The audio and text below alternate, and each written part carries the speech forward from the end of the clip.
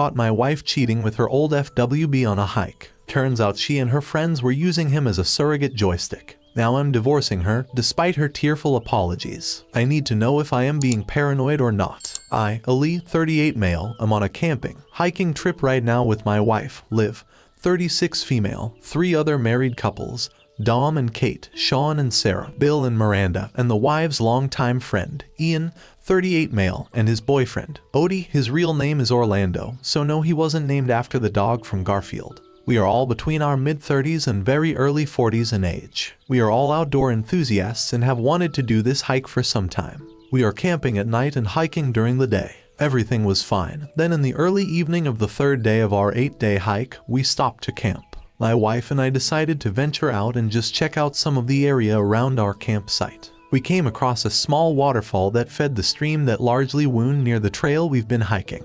It was maybe 5 feet high and poured onto mostly hard rocks below. My wife said she really wanted to rinse off in the stream and waterfall but didn't want to soak her clothes. I said go for it. We aren't too far off from the others, but this spot is fairly secluded. If you made it quick, you could be in and out in no time. She did just that, maybe lingered for a second, then stepped out and tried to air dry mostly while drying off best she could with a small hand towel we had on us. After slipping her shorts and underwear back on in one move, Ian walked up on us from around a few trees. My wife was still completely topless. This is where it got weird. Neither of them reacted. She just continued nonchalantly getting dressed, and he just kept walking up like he had seen these specific breasts 100 times. He told us something I can't even remember at this point that Dom wanted us to know. My wife and him made some idle small talk, then we all made our way back to the camp. It's day 5 now. The hike trail runs into a small town at this point, and there is a small local inn that caters to the hiking crowd. We had it planned out to spend this night here, let everyone have a nice recovery night, restock some supplies, etc. I have been dwelling on what happened by the waterfall for 2 days now.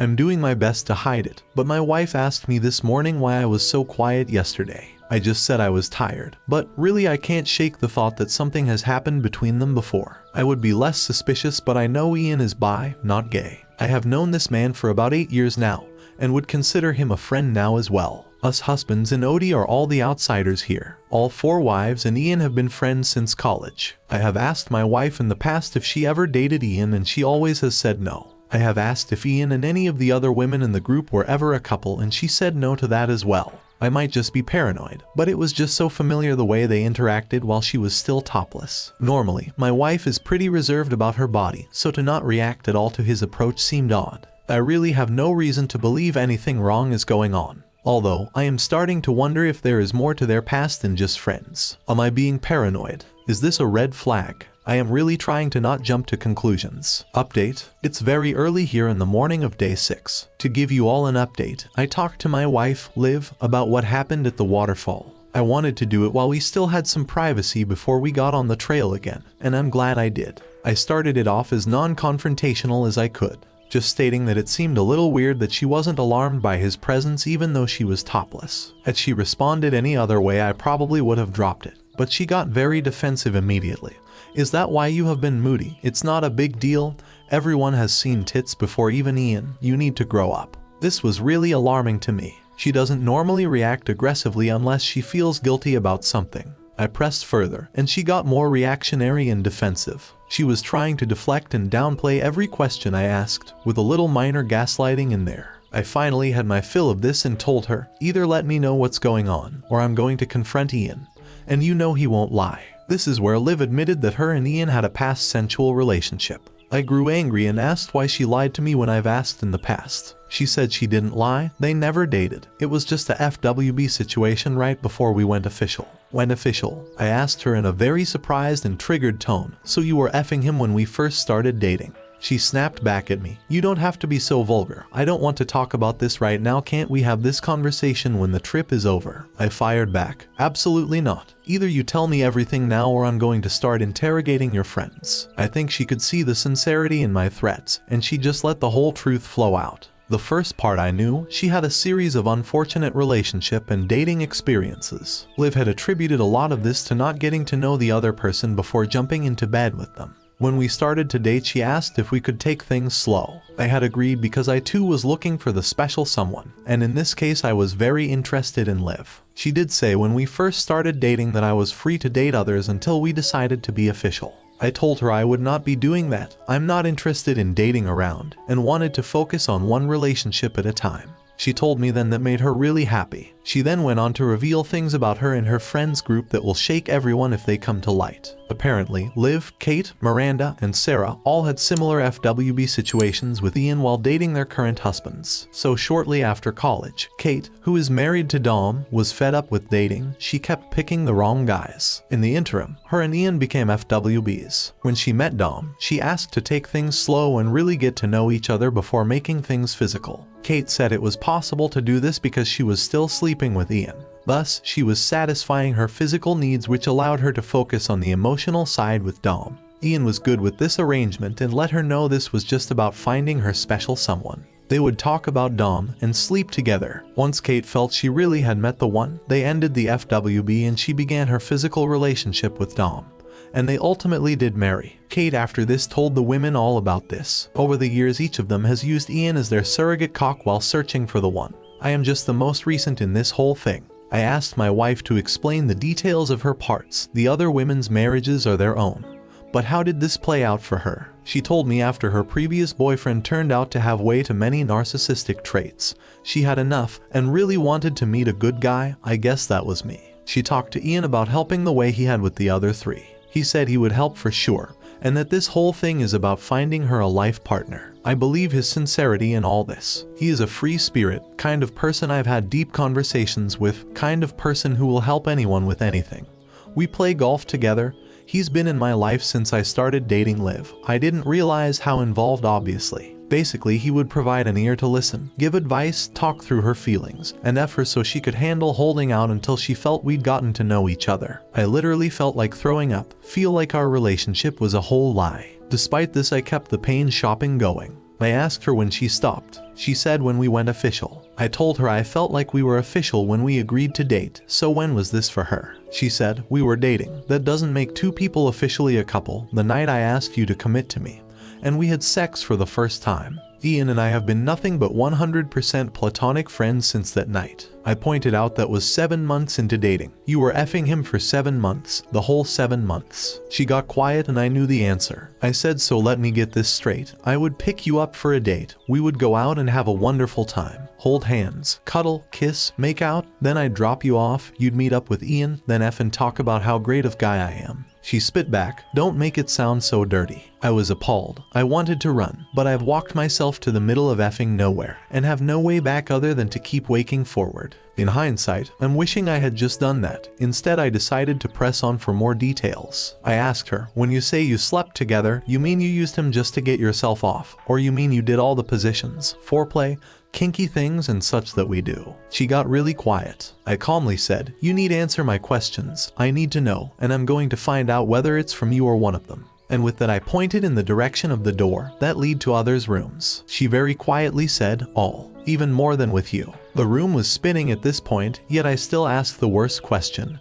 When? When was the last time? She replied, the night before. The night before our first time. I have never wanted to get away from someone more in that moment. But I just sat there and sulked. She tried to comfort me and I told her to get away. I needed time. I had nowhere to go, so I just pulled a few blankets and pillows onto the floor at the foot of the bed. I passed out for a few hours, but I'm up now, posting this update. I want to just march right out of here, but at the end of this trail is a 12-passenger van I don't have the keys for. I'll have to stay with these people for 2.5 more days, and another half-day drive back. I don't know what to do. Part of me can kind of see the logic, but mostly I'm just hurt and feel like our whole relationship is just a long con on me. I feel settled for a silver medal. I also have an overwhelming urge to bring this to light in front of everyone. All of these other guys, it was the same thing. We're all just here under false pretenses. I don't know what to do. I've got about an hour before everyone's up. Then I'll have to face Ian and my wife. Am I overreacting? Is this marriage worth saving?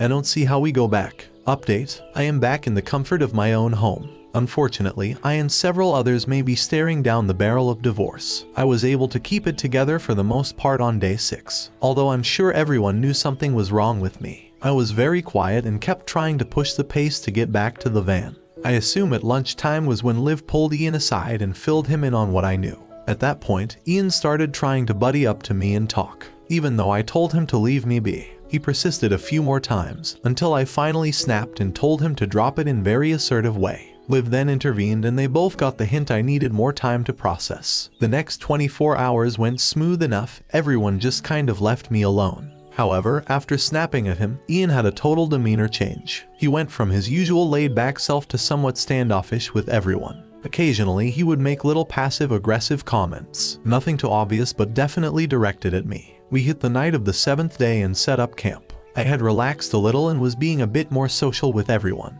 We were sitting around the campfire and cooking up the last of our foods. People were just talking, joking, telling stories. Billy told everyone a long, embarrassing story about himself from high school. It's a pretty funny story about him and his first girlfriend, and in it he acts like a pretty big idiot. When he was done, he made some comment like, "I still can't believe I was ever that dumb. I still cringe thinking about it." After he said that, Ian popped off, "Well, at least you grew. Some people never man up and get over the past." He then looked right at me with the most condescending look. In that moment I had an out-of-body experience. I saw only red, the filter was gone.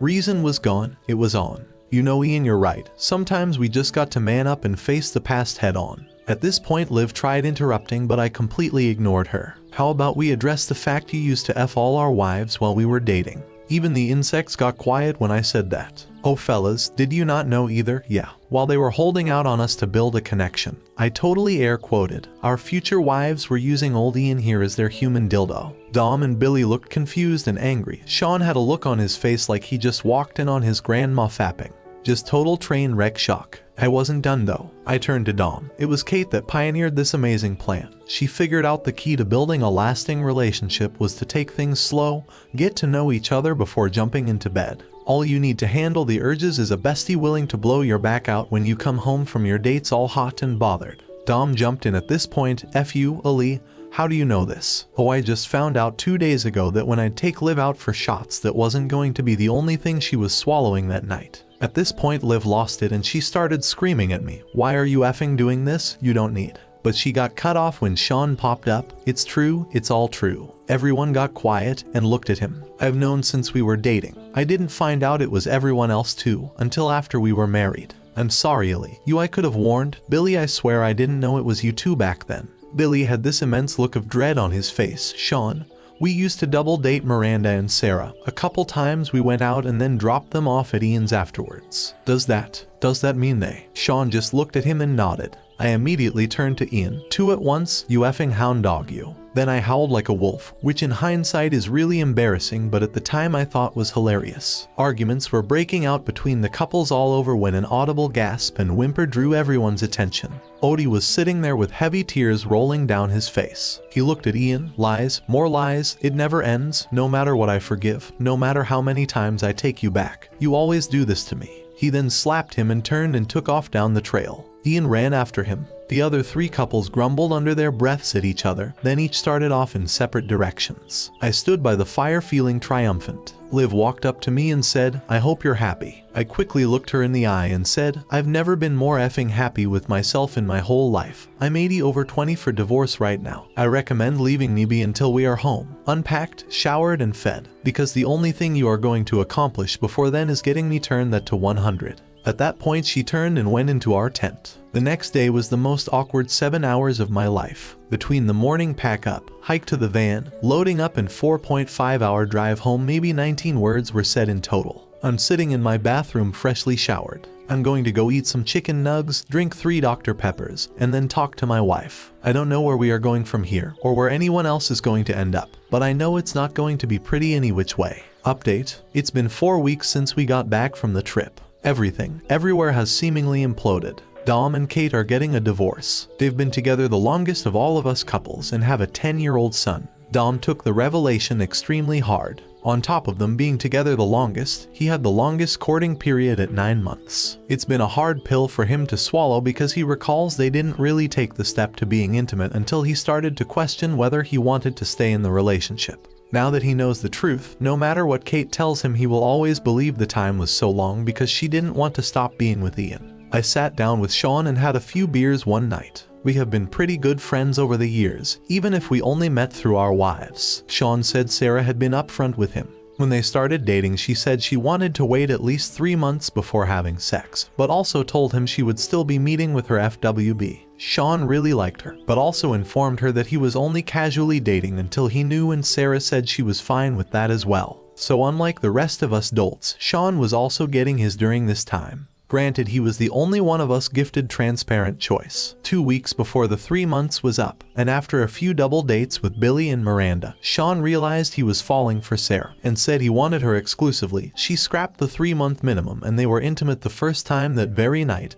and have never looked back. Both made each other completely aware of the other's exploits during this period immediately. The honesty seems to have gone a long way, as Sean told me they did have a small fight, but it was only because Sarah thought they should have excused themselves from the whole campfire fiasco instead of chiming in at all. All in all, they are doing well as a couple. Thanks to Sean, I also have an update on Billy and Miranda. They are in the early stages of a reconciliation. Billy is obviously and justly having a difficult time. He feels that she cheated and is using semantics to justify it. They dated for 6 months before going official. They have 3 kids under the age of 7, so they both feel like they have to try and make it work for the kids. Billy's biggest struggle is distinctly remembering dropping off Miranda and Sarah at Ian's on 2 separate occasions. Knowing she went out with him while having a threesome planned has him a shell of his former self. Apparently Miranda has tried to tell him that only one of those times did they do anything, and it wasn't really trio, more like a reverse train. Again, semantics to justify.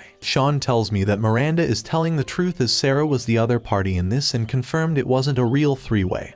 But honestly, does that really matter? Ian reached out to me to apologize. I told him to F himself and then blocked him. Odie reached out as well. I guess my revelation was the last straw. We actually conversed quite a bit over the course of a week, even though we were only really friendly acquaintances before. Turns out Ian and Odie have been on again off again for 15 years. While Ian portrays this laid-back, selfless image everywhere he goes, Odie knows him to be extremely self-centered and manipulative. He often breaks up with Odie for short periods of time, or says they're on a break, so he can do what he wants because he's not a cheater, only to come crawling back once he's had his fun. Thinking back, Odie realizes that at least 2 of these breaks coincide with these dating setups. However, Odie feels the worst for tolerating it for so long and allowing Ian chance after chance. He says this was it. He's moving back to Santa Barbara and leaving Ian and the cold sass Midwest behind for good. As for me and Liv, we had the longest conversation despite being exhausted upon returning from the hike.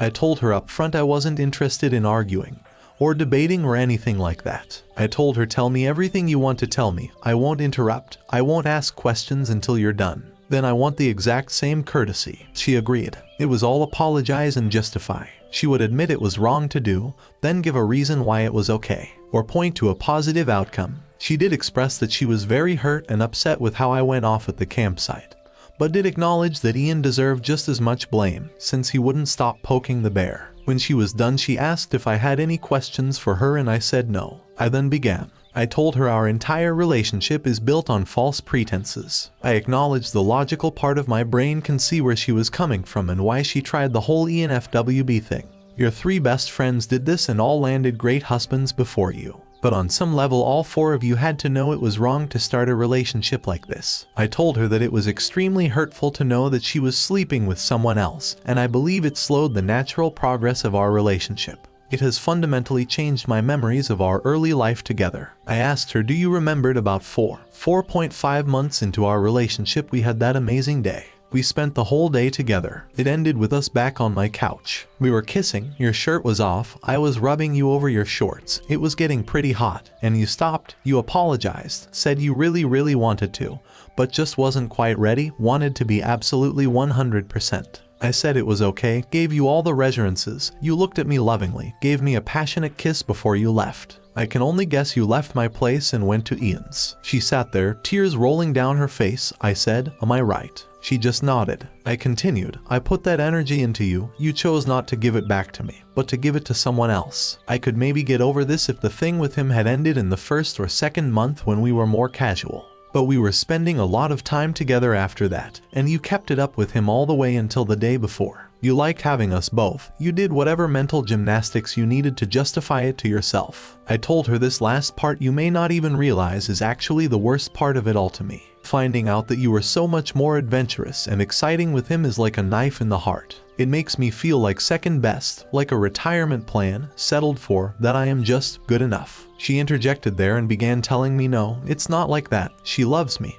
He was just sex, it wasn't real, that's how it is when they don't matter, it's easier to be loose and wild then, and so on. I waited for her to finish, then just said, "Remember, we agreed it was my turn to talk." Afterwards, I said, "I understand that's your point of view, but that is not my point of view. As your husband, I feel like it's my duty to give you the most and the best of my energy. My emotional energy, my physical energy, my mental energy, my sensual energy, and so on. I feel I have done that over these 8 years. I think you have given me your best in some areas, but I now know I haven't gotten your best in some also. And as a man, I must admit that sensual energy is very important to me. To know that I wasn't worthy of all your sensual energy, that you didn't trust me with that. It's the deciding factor. I do not think I can come back from this and intend to file for divorce." The scene got messy from there, and she began to cry heavy and beg, offer herself, plead with me to start over. I ended up removing myself from the situation. Later, she made a point that we are just in an emotional place right now and I need to give this some time. This did give me some pause. I agreed to her term that we give it 3 weeks. Like I said, it's been 4 now and my feelings haven't changed. We met with a mutual divorce lawyer who will represent us both. No kids involved, and we both want to drop the house, so it was a smooth initial meeting. She has been extremely depressed and so have I, but this is for the best. Sometimes things just don't work out. Thank you so much for watching till the end. If you really like our videos, then don't forget to like, share and subscribe. Have a good day.